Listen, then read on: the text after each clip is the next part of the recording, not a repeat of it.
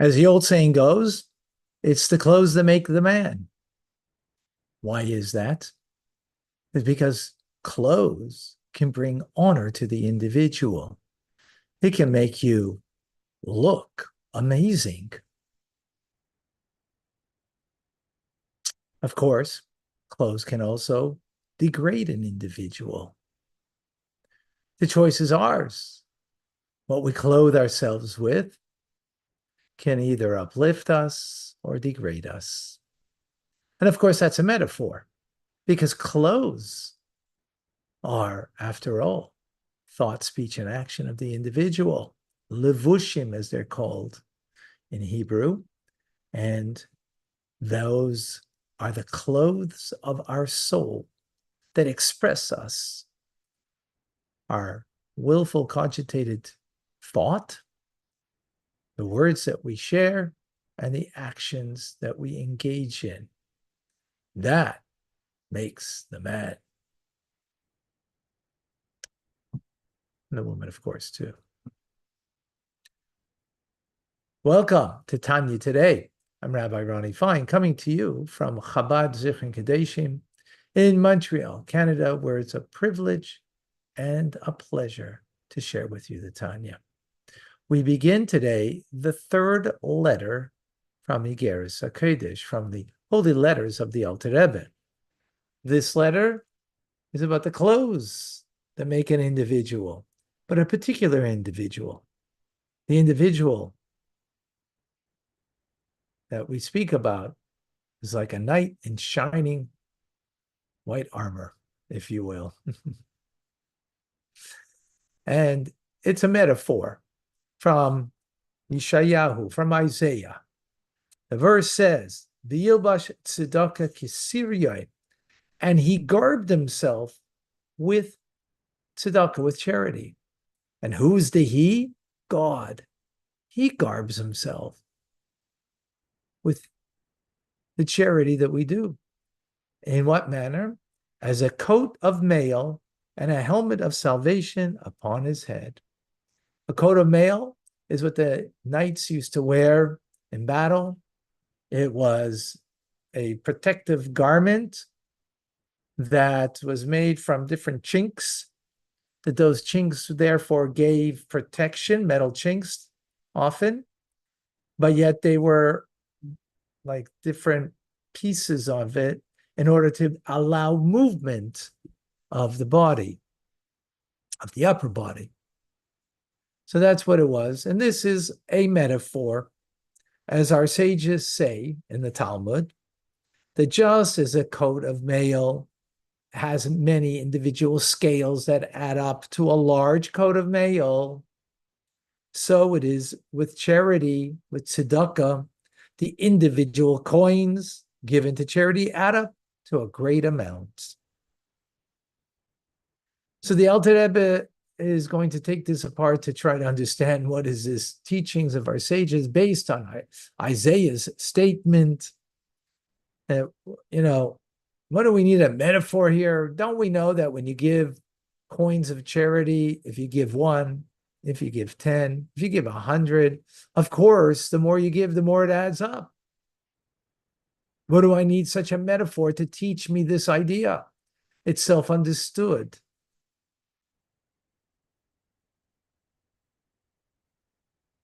So what we will explain over here is the spiritual idea behind charity.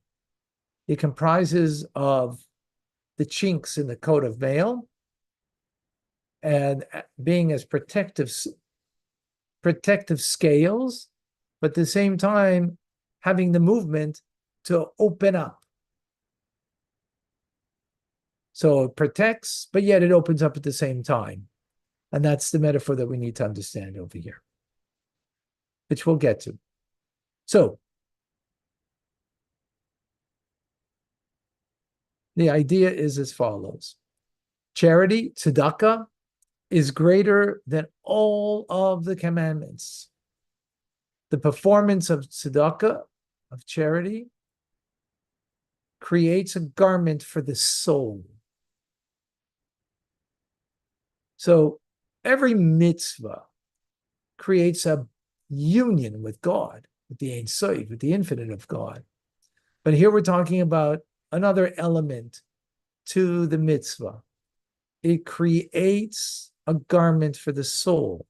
Why does it need a garment, the soul? The body needs a garment. Soul? So the body has a physical garment. The soul also has a garment. What does it need? Because it needs protection. What does it need protection, the soul? Because when the soul will be in the Garden of Eden, after our time here, in the lower level or the higher level of the Garden of Eden, the light of God the ray of light of God that will be shining upon the soul, it'll be too powerful for it to maintain that light, to experience that light. We need a garment. We need a garment in order to be able to experience that the pleasure of the light of God for the soul. It needs that garment. Right? Why so? Because the infinite light of God is too great.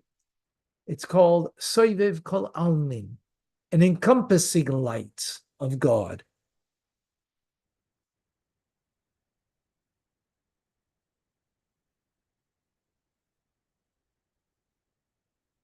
And what a mitzvah does is something unique. This infinite light of God that we actually attach to and have a connection to God in this world, but we don't experience it.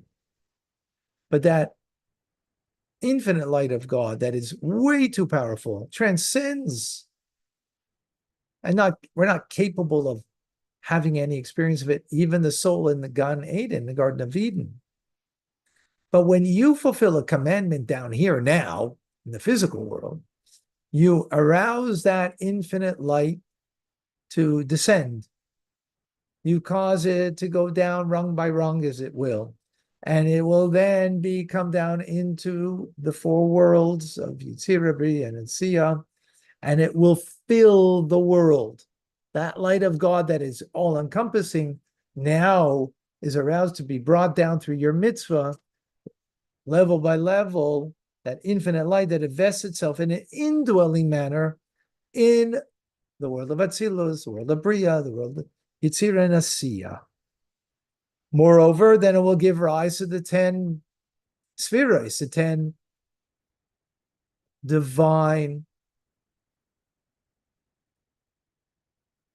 spheres of powers of God, if you will, that are in those levels. It will evolve into that through an immense contraction. And then what that will result in is a light that now can be absorbed. Absorbed, that transcendent light that now could be absorbed by the soul in Gan Eden because of the garment that you produce by the act of the mitzvah of being charitable. This is referred to as the Yichud Kuchabrichu, the union between the Holy One, blessed be He, which is the infinite, all-encompassing light of God, and Shekhinah, and God's divine indwelling presence, which is the presence of God that fills the world, not encompassing the world. So there's a union now that's created. And that union now becomes, through that union, through the mitzvah that we do today, of being charitable, right? Actually, all mitzvahs, but specifically speaking about charity, all of the commandments do that. Specifically, charities we'll see shortly. So we create that union that now brings a light that is able to be absorbed by the soul, because there's a powerful contraction that's made on this light of God, that it creates a garment for the soul, enabling the soul, having this garment now being produced by this union because of the mitzvah that we do today, that it will later on have the soul in Gan Eden, that it will now be able to have the pleasure of the light of God. That ray of light, right, that will be able to have the pleasure of that light of God. Unaided, the finite soul would never be able to apprehend the infinite radiance of the light of God.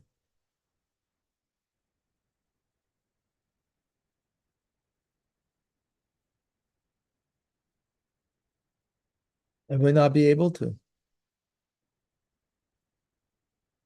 Because the mitzvah then creates that reality of the union of the all-encompassing infinite light with the indwelling light that is a contracted light that is able to absorb, and that creates the garment that now allows my soul to then have the pleasure of that diffused light in Gan Eden. This is the meaning then of the teachings of our sages. Then in this world there's no reward for the fulfillment of commandments, right?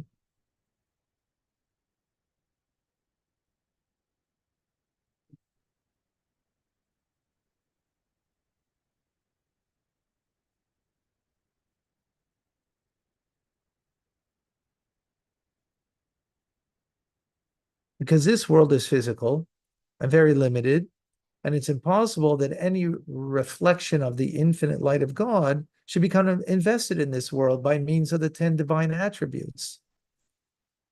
The body can't take it, can't experience it, right? The soul can.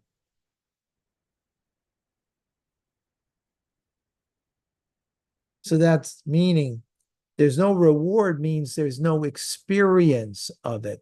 Doesn't mean that there isn't a reality of the connection. There is, but we don't experience it. Now, that doesn't mean we don't experience some kind of human, feeling of being connected to the divine when we do a mitzvah, like Shabbos candles, put on tefillin, give charity. But that's a human feeling that we have towards it. We're talking here about a divine connection, that light of God. So we don't have that now, right? However,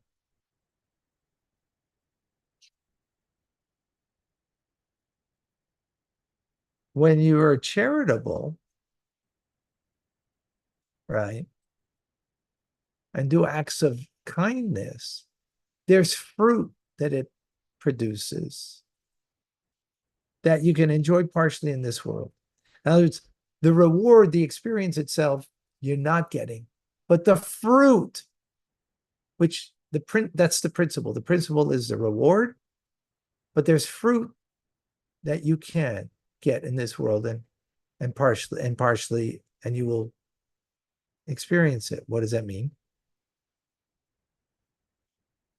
Well, since this is coming by way of what we call the vessels, which is the body of the 10 divine attributes of God, that's right. So the body of the divine attributes, not that there's physical body, but metaphorically body,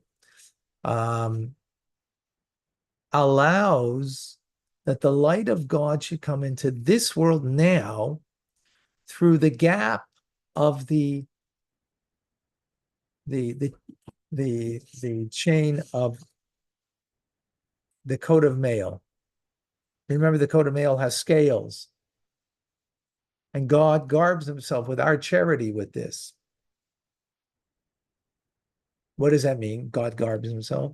In other words, God, meaning the 10 divine attributes of God, which is like, and the vessel aspect of the, right, not the light part, but the vessel aspect, which is the body of the divine attribute. So it's like the coat of mail that when you pick up the arm, so there's an opening created. So you could have the movement. It's not one piece, right? There's scales that come together. So when you open up, allows something up, at that moment, it's possible that a sword or an arrow could penetrate. That's on the negative side. The metaphor of this is that through the divine attributes of God, a microscopic ray of light enters, right, through the scale, microscopic light, ray of light of God, the infinite light of God, not the principle of it. That's too powerful for now. But the ray that enters will then bring a diffused light into this world that will result in God's kindness, which will bring longevity to a person when they do a mitzvah. With the right arm when you pick it up. The left arm when you pick it up and it creates a gap will then bring wealth and honor to the person. Likewise, the Tiferes, which is beauty, emanates, and so on and so forth, gladness, and so on. Now, there's a problem, though. The metaphor means that the light of God is coming, but it's a powerful light of God, even though it's a contracted one. It's still a powerful light of God that it's connected to the all-encompassing light. That it's a union was made through the mitzvah, remember, between the encompassing light and the internalized light of God.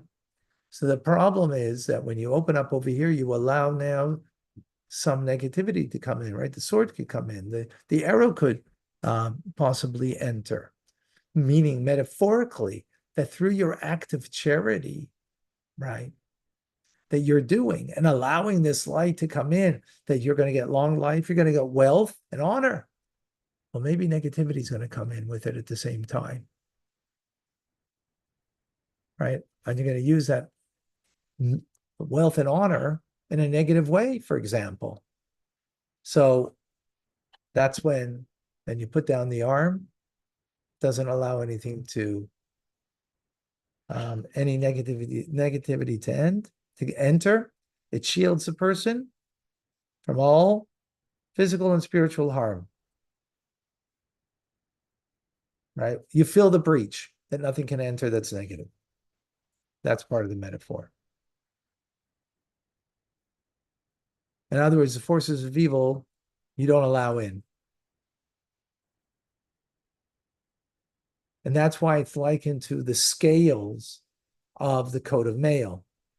So now we can understand the chain of mail. Individual scales add up to a large coat of mail, meaning charity in individual coins. Every time you give, it adds up to a great amount.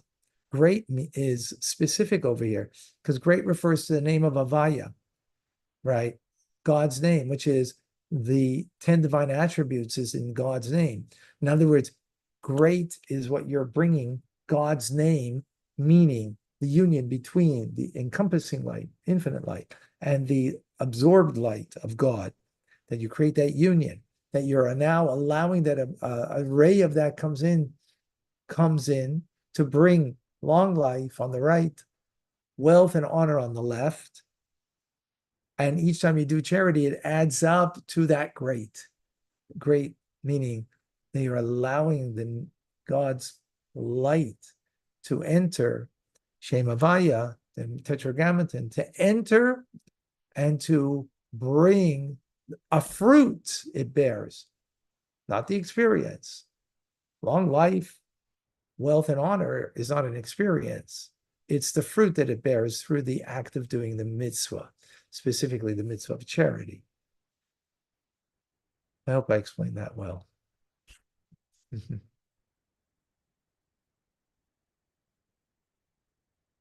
Any questions?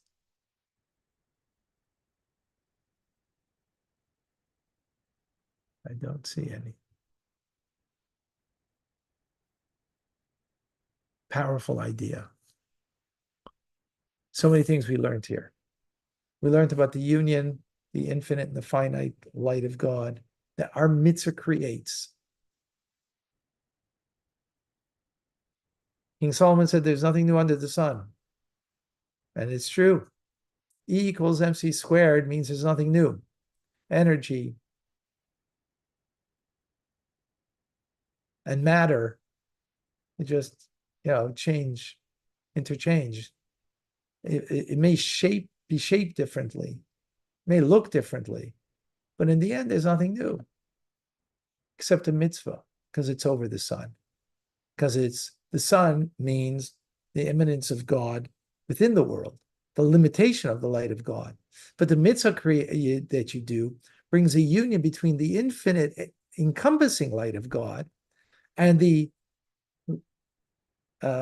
absorbed, the eminence of the light of God, which is a much contracted light, brings a union between the two. That's in every mitzvah that you do, which creates a bond with God in of itself, period. But we don't experience that. Therefore, we have no reward. There's no reward, no experience in it. But it also creates not the principal reward, but a fruit that's rewarding. But that's not it, right? A fruit that it bears, which means a minuscule part that will come through that light, and that's the coat of armor, right? The male coat that will allow the scale when you pick up to allow something to enter. You're allowing the person to make movement. So allowing the light of God to enter through the act of charity that we do, and it will bring to us the right side, length of life, on the left side, wealth and honor. But at the same time, negativity can come in with it, because we're talking of the encompassing light of God. Where encompassing means encompassing also negativity. Doesn't just encompass wholeness and goodness and godliness, encompasses negativity, the possibility for negativity at least. Well, that's what we put down the arm. In other words, put down the scale so nothing can enter, and that the negativity should not enter together with it, and therefore allows for many acts of charity to be adding up to something great. And what's that great? Great refers to the Tetragrammaton, God's name. And that name of God is the conduit that brings that light of God into the fruit that it bears for us today in the act of being charitable. Folks, everybody take a coin. Should I have one here? I bring that and give tzedakah. Maybe we should, a good resolve to do every day that we give tzedakah. Okay, I'm going to do that for tomorrow. Yeah, I don't see any questions, which means we're going right into Rambam. I'm Rabbi Ronnie Fine, coming to you from Chabad. It's a privilege, a pleasure.